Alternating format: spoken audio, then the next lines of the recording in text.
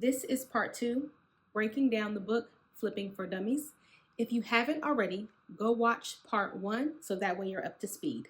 The 3 main things that we are going to be talking about today in part 2 is scheduling your repairs, your ideal flip for first-time flippers, and not overspending when it comes to your remodeling. Hi guys, welcome back to my channel. My name is Shayla. I'm a real estate agent and future developer.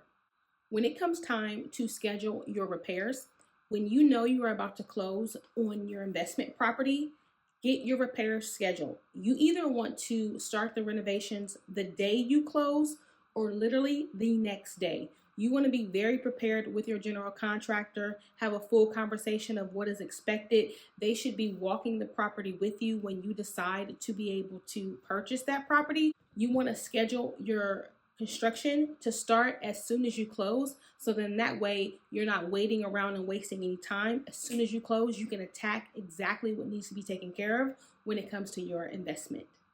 If you've never flipped a property before, I know renovating an entire house seems like a cute idea because you've seen that on HGTV.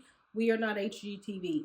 We are doing this for the first time. So what you want to do is called a makeup remodel, like changing carpet, doing simple cosmetic work like painting and things of that nature. However, a kitchen does sell a house.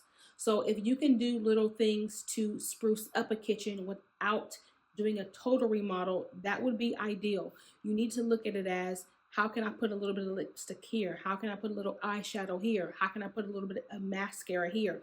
That's how you should be looking at a house. How can I spruce up the landscaping?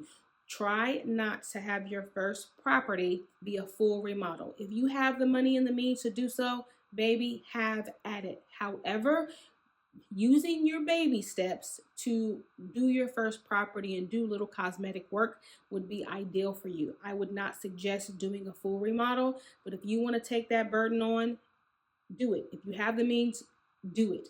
But for those who do not, you want to make sure that you are doing cosmetic work to a home for your first flip. The one thing that is so important that the book talks about is not overspending on your remodel. You have to think of the long game. You have to think to yourself, I want to flip 20 properties, 30 properties. If that's your goal and you have a set amount, don't spend all of your money on your first flip.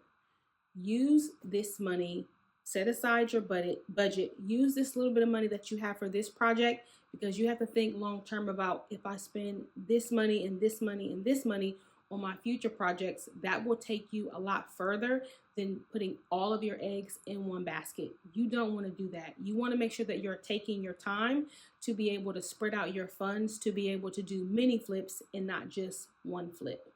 I would love to show you all some distressed properties.